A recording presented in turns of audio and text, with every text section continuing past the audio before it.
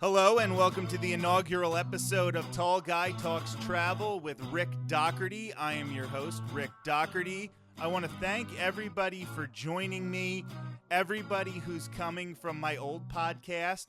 We've had a little bit of a rebranding, but I think this is going to be better in the long run for everybody. Yes, there are going to be some similarities to that old podcast. We're going to talk a lot of travel, and yes, we are definitely going to focus heavily on Walt Disney World and Universal Orlando Resort, but we will be talking about other travel destinations as well, and it's going to be a fun time. We're available on YouTube, Apple Podcasts, and on Stitcher. It would really help me out if you're listening to this on YouTube to like, subscribe, and comment. If you're listening on Apple Podcasts or Stitcher, please share it with your friends. Share it on social media. The more listeners we get, the better this is going to be, and the more we can continue to grow this as a community and keep this conversation moving forward. Another way to help is I am a travel agent, and my services are always 100% free to you. Shoot me an email, rick@eartotheretravel.com, for a free, no-obligation quote. Today, on this very first episode, we are going to be talking about a taste of Epcot International Festival of the Arts, the current festival going on at Epcot. There's only a few weeks left in this one. It's a very short festival lasting until February 22nd, but what this festival lacks in length, it makes up for in offerings, because truth be told, this is my favorite of all of the Epcot festivals, and I want to let you know a lot of things that are happening at Epcot right now for Festival of the Arts. I'm joined today on the show by my wife, Courtney. Courtney, thank you so much for joining me. Hey, thanks for having me. A great way to get the entire family involved at these Epcot festivals is there's always a scavenger hunt. During the Food and Wine Festival, you were looking for Remy all throughout World Showcase with different cooking ingredients. Then during Festival of the Holidays, Olaf was representing different holidays from around the world throughout World Showcase. But during Festival of the Arts, it's Figment's Brush with the Masters. Hidden somewhere in each of the 11 World Showcase pavilions, you will find a classic painting, but here's the catch. The painting has been updated to feature everyone's favorite purple theme park mascot, Figment. So you grab a map for $7.99. The map contains 11 stickers representing 11 classic paintings. One painting is hidden at each pavilion.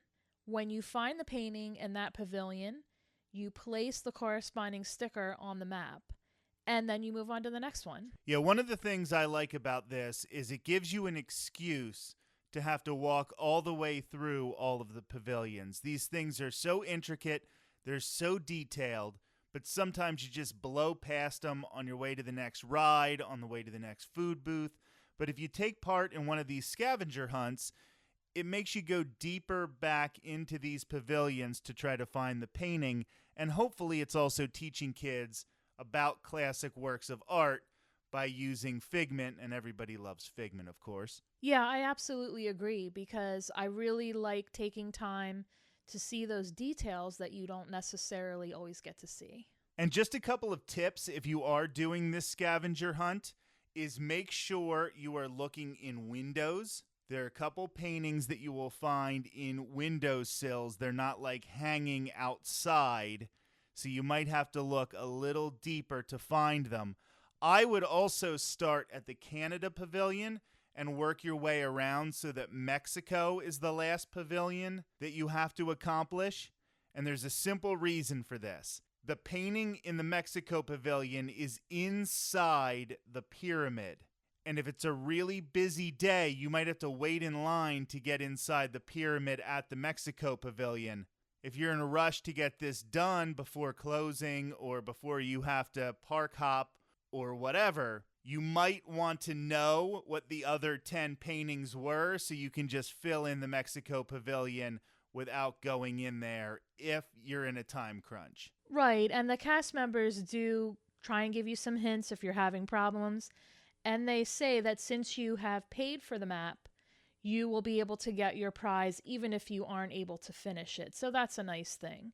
By the way, the prize for this is a little 3D puzzle that features some of your favorite characters and different versions of Spaceship Earth.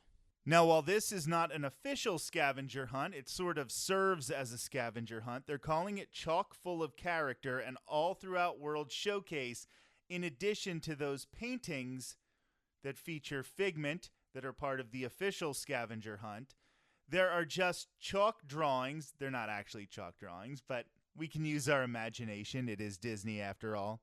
Featuring some of your favorite Disney characters, and these are at each and every one of the World Showcase pavilions. Some of the pavilions have more than one character featured. So, Courtney, what was your favorite of the chalk drawings of Disney characters throughout World Showcase? Oh, my favorite was by far the Aristocats. And then also Lumiere was in France as well with the cats.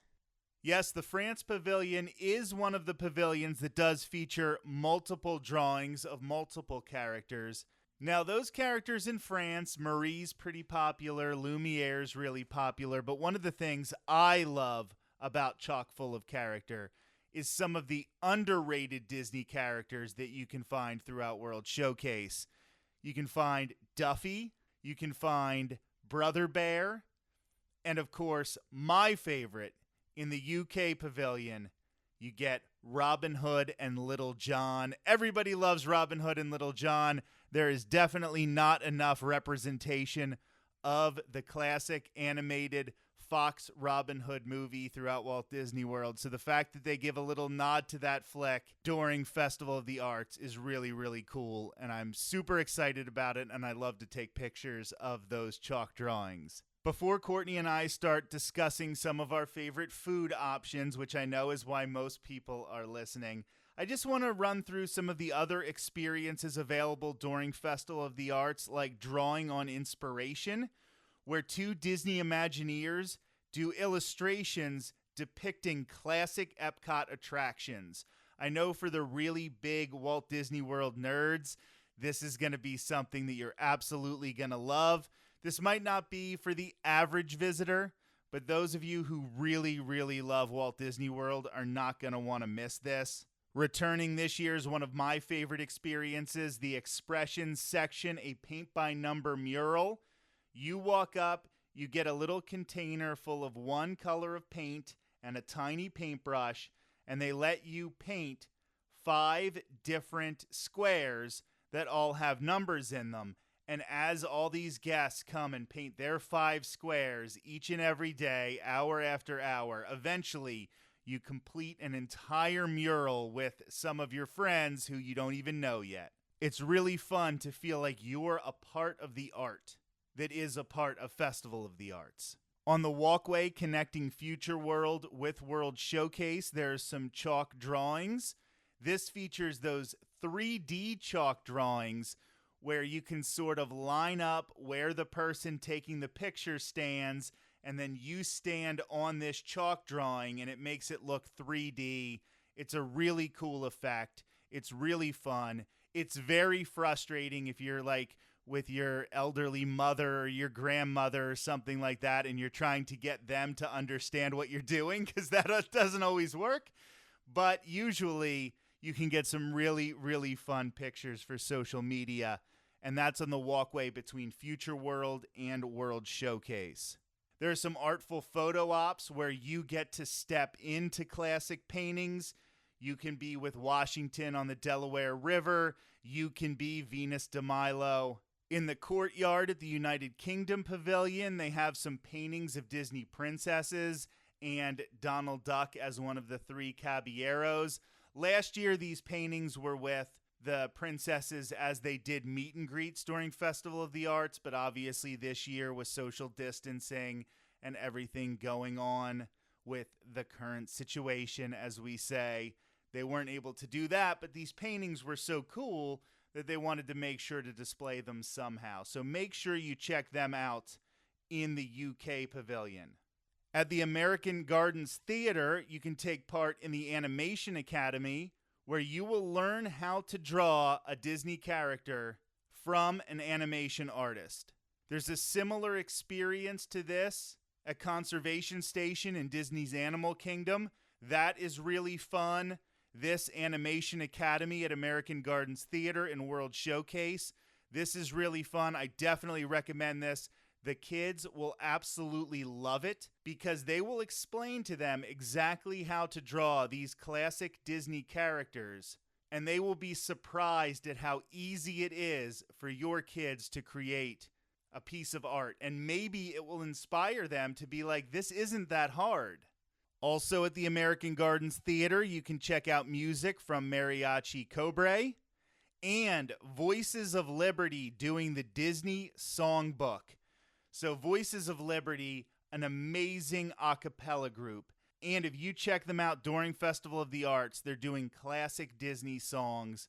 You don't want to miss this. They're so talented. It's so inspirational. And I'm just happy that they're back because they were back for Festival of the Holidays, but before that, they weren't in the parks since reopening in July. So I'm glad they're back. One of my favorite experiences in Epcot is to watch Voices of Liberty. In the World Showplace Events Pavilion, you can see Art Defying Gravity, which are some acrobats who are putting on incredible shows. I know so many people loved going to the China Pavilion because of the acrobats that you could see there. Well, unfortunately, since reopening, they haven't had the acrobats at the China Pavilion. But now you can see Art Defying Gravity at the World Showplace Events Pavilion, which, if you do not know, is in between the Canadian and United Kingdom pavilions. Actually, it is there whether you know it or not. Also at the World Showplace Events Pavilion, you can see the Epcot Pianist. That's always really fun. And Visual Art in Performance. That's on Sundays, Thursdays, Fridays, and Saturdays. And you can watch a visiting visual artist paint a colorful Disney character in a flash. Essentially, they put on some music and just start painting, and by the time they're done, they're up there, they're dancing around, they're interacting with the audience, and by the time they're done, they have created an entire painting that you can then purchase in the World Showplace building. It is definitely a unique experience that you don't get just anywhere. Now moving on to some of our favorite food options from the different booths at Festival of the Arts.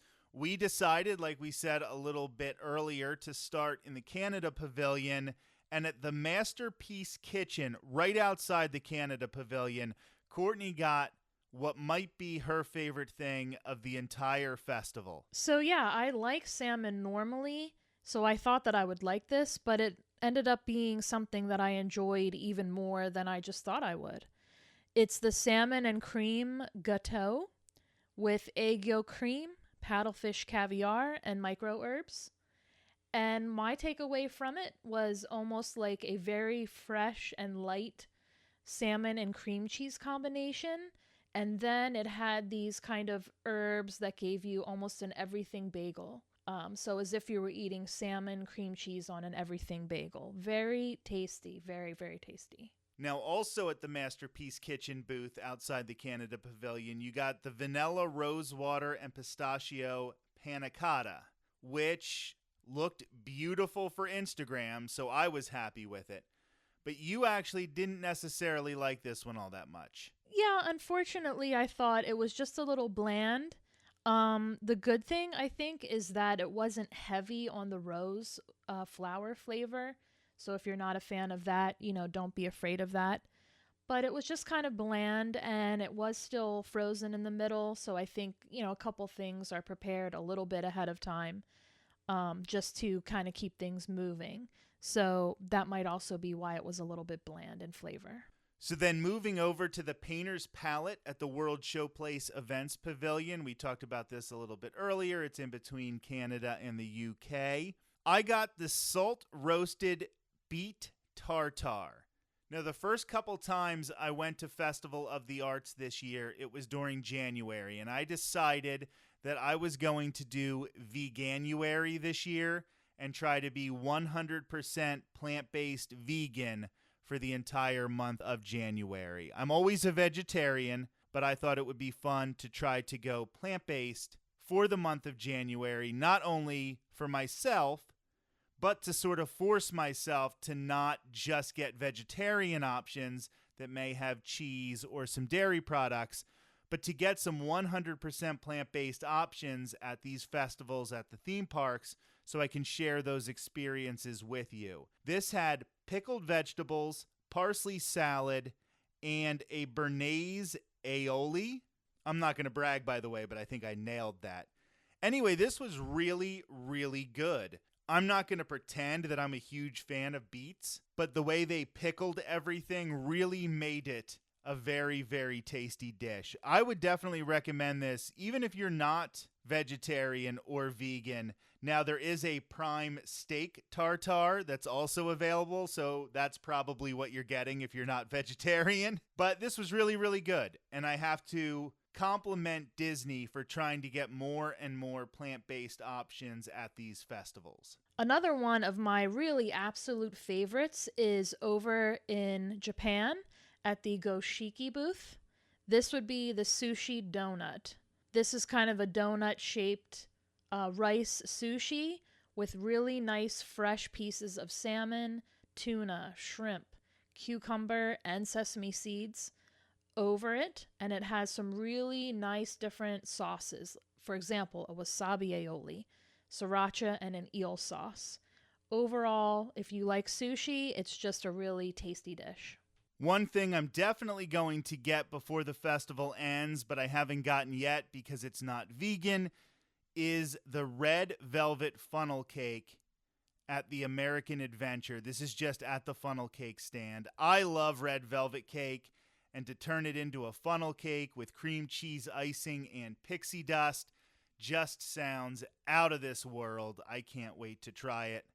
One plant-based option I was able to grab, however, is the plant-based bratwurst at Refreshment Outpost. This is spicy turmeric aioli, coffee, barbecue, jackfruit, and slaw. I know, coffee, barbecue, jackfruit might not sound like it's going to be great, or it might just sound weird. But this tastes so good. And you'll hear me say this a lot when it comes to plant-based options. It's really, really easy to do a plant-based sausage because you don't realize how little of even sausage with meat really doesn't have that much meat in it. So it's so much of the spices, so they can really do plant-based sausage really well. And then this coffee barbecue jackfruit is just off the charts good. You will really, really like it. Even if you're a meat eater, I recommend trying this. It's not heavy. Sometimes when you eat something that's really, really heavy in your stomach and then you go walk around a theme park, this isn't that. I definitely recommend it. It's at the Refreshment Outpost, which is sort of that Africa section between the Germany Pavilion and the China Pavilion. And speaking of the China Pavilion, at the Painted Panda, Courtney got something that was not only gorgeous looking, it was a huge portion, and she really, really liked. Oh my gosh, yes. So I really, really enjoyed this. The portion was huge. This is a meatball. It's called Old Shanghai Shi Zi Tao, and it's a pork and water chestnut meatball served with taro root.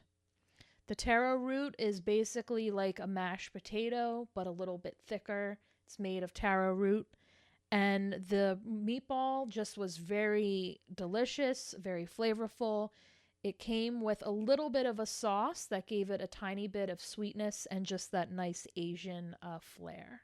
So those are just some of our favorite dining options that we had as part of Festival of the Arts. We can't talk about everything we tried because if we did, we'd be here for like 2 hours, and then you would start expecting every episode to be 2 hours long, and I just can't deliver that much content. We are going to move on to one last thing, and that's the wonderful walk of colorful cuisine.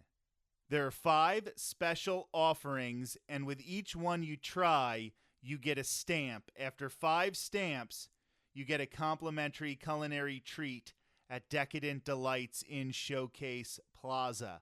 We already mentioned one of the offerings, the vanilla, rosewater, and pistachio panna cotta. Another one that Courtney tried is the blue corn pupusa, which is at Vibrante and Vivito Food Studio between Morocco and France. Yeah, this was pretty good. One thing that people were thinking that it was going to be a lot of cheese, and it didn't really have a lot of cheese. It's a blue corn pupusa stuffed with cheese and topped with shredded pork, a guajillo and arbol chili sauce, cabbage slaw, and another type of an ají amarillo crema. I thought it was very flavorful. Some nice, juicy shredded pork. It was a tad on the spicy side, however. So if you're not, a very adventurous and spicy loving person, may not be for you. But I did think overall it tasted good. But the all-star of the wonderful walk of colorful cuisine is Remy's Ratatouille at Festival Favorites at the World Showplace Events Pavilion. This is 100% plant-based, and it looks exactly like the ratatouille that Remy created at the end of the movie. You almost are transported to the end of that movie when you eat this dish. It is so good. Kids will love it because it tastes a lot like spaghetti, but you're getting them to eat their vegetables at Disney. Come on, this is the perfect option. I really loved it. I've already gotten it a few times at Festival of the Arts, and I definitely recommend it. It's also really, really affordable. It's $5, and it's decently filling.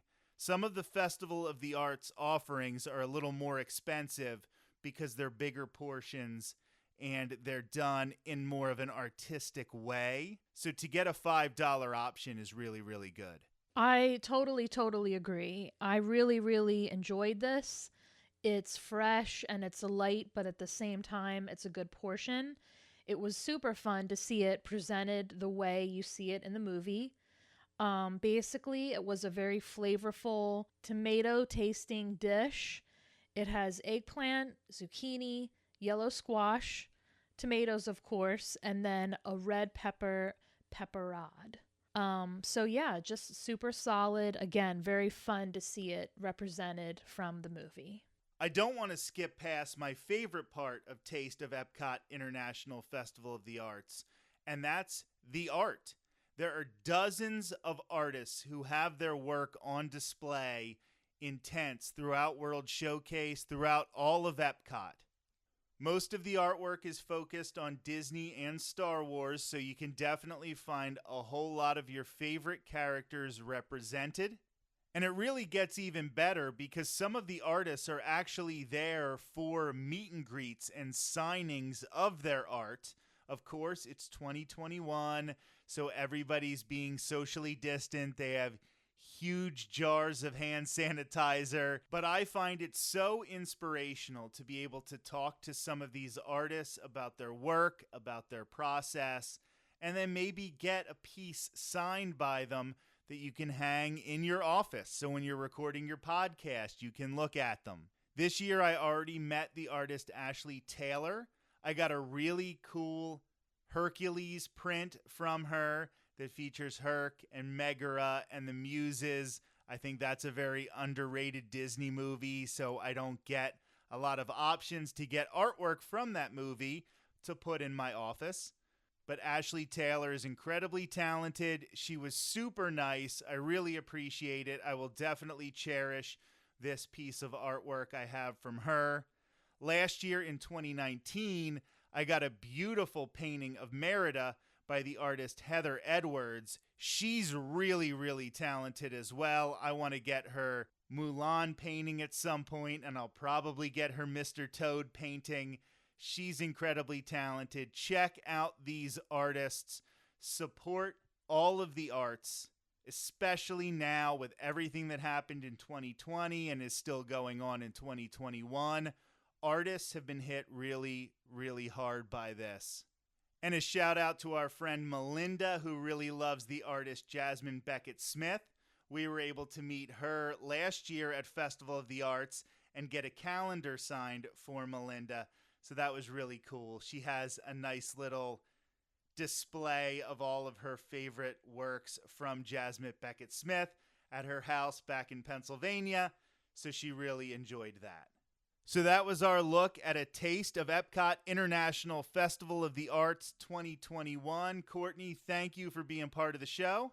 Thank you so much. I had a lot of fun. I love talking about it. And I want to thank all of you for being a part of the inaugural episode of Tall Guy Talks Travel with Rick Dougherty. Every Thursday, I will be putting up a brand new episode. You can find them on YouTube, Stitcher, and Apple Podcast. And I'll just close out every episode with a quick little plug. I am a travel agent. If you are looking for a free, no-obligation quote on a Walt Disney World, Universal Orlando Resort, or any other type of vacation, I can book absolutely anything for you. And my services are always 100% free to you. It's a really good way to help out the show financially without spending any more money than you already were going to spend on your vacation. And here's a little trick. I'm going to be able to find ways to save you some money as well. To get a hold of me, shoot me an email, rick@eartotheretravel.com, rick@eartotheretravel.com. You can give me a call, 727-507-3123. That's 727-507-3123.